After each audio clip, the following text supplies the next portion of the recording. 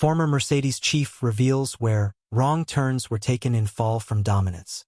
Former Mercedes executive director Paddy Lowe said the team faced a very difficult path back to the front of the field, having taken wrong turns in the ground effect era.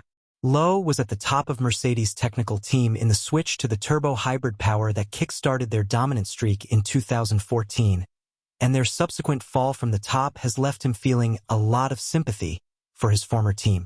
Paddy Lowe feeling a lot of sympathy for Mercedes. Lowe believes the wrong turns the team have taken have come aerodynamically since the 2022 season, with George Russell having admitted in Miami that the team perhaps overcompensated in 2024 as they searched for solutions to their previous season's concerns.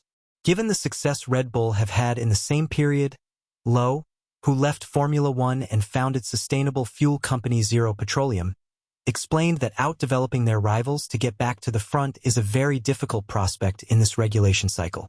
He told motorsport.com, "I have a lot of sympathy, and in fairness, if you talk to teams that are doing well, if they aren't too arrogant, and they will say, you should count on having good fortune in this sport when you have a good car and don't assume it is always from your own brilliance." That is a message that most of us have learned over the years. Mercedes have made some wrong turns aerodynamically. The tools that we use are incredibly sophisticated, wind tunnels and CFD and so on, but nevertheless highly flawed, and all teams will admit this. Can Mercedes make their way back to the top of Formula One? Therefore, there is always risk you go down an avenue that doesn't work in real life and then you have to recover, and you can see that has been the case with Mercedes. That is very difficult to recover simply over a matter of time. Your team has huge numbers of people, and all of your machinery for testing and evaluating ideas should be churning out lap time on a daily basis. And if your competitors are doing that and you have, say, lost 3 for 6 months for whatever reason, even if you get back on track, it is very difficult to produce lap time at a higher rate than they are, so you remain with this offset for a long time as you try and claw it back. When I look at Mercedes, this is the situation they are in.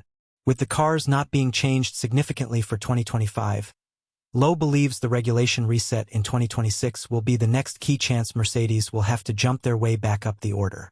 New power unit and chassis rules are coming into place, resetting the playing field to a certain extent as the teams have to significantly alter their cars. The 2026 regulations will be a disturbance that Mercedes are looking forward to see if they can disturb the status quo, Lowe said.